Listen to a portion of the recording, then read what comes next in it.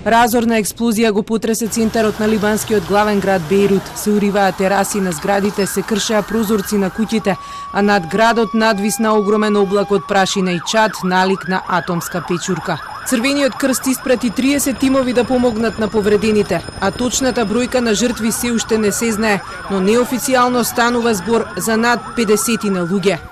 Иако локалните медиуми јавуваат дека низ улиците лежат раскрвавени тела, околните објекти и куќи се урнати и оштетени, а под нив чекаат стотици луѓе да бидат извлечени. По улиците збунето и во плач одеа повредените со раскрвавени глави и други делови од телото, чекаат да дојдат болничките возила. Не се знае и точниот број на повредени, но болниците јавуваат за над 500 луѓе кои се донесени со тешки повреди. На голем дел од нив им се потребни операции, па болниците бараат дополнително крв. Експлозијата се случи на пристаништето во Бејрут, во магазин каде се чувале петарди, но и други хемикалии, а причината за неа се уште не се знае.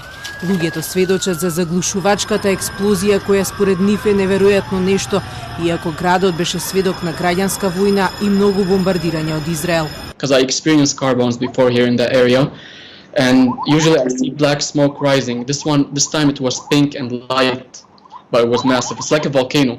So it was something that I never experienced in my life, and the sound, the smoke, and the amount of kilometers it reached, and how many people heard it was the first time that ever happened in this country. Експлозијата се случува во чувствително време за земјата, чиј економски колапс ги разгоре старите тензии. Но исто така на денешен ден Трибуналот на Обединетите нации требаше да донесе пресуда за четворицата обвинети за убиство со автомобил бомба на премиерот на Либан Рафик Харири во 2005 година.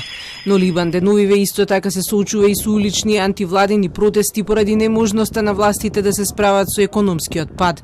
Затегнато и на границата со Израел, каде речиси секојдневно има вооружени пресметки со терористичките групи. Во моментов пожарникарските екипи се уште се обидуваат да спречат пожарот да се разгори низ половина град, но веќе е јасно дека целото пристаниште е тотално уништено.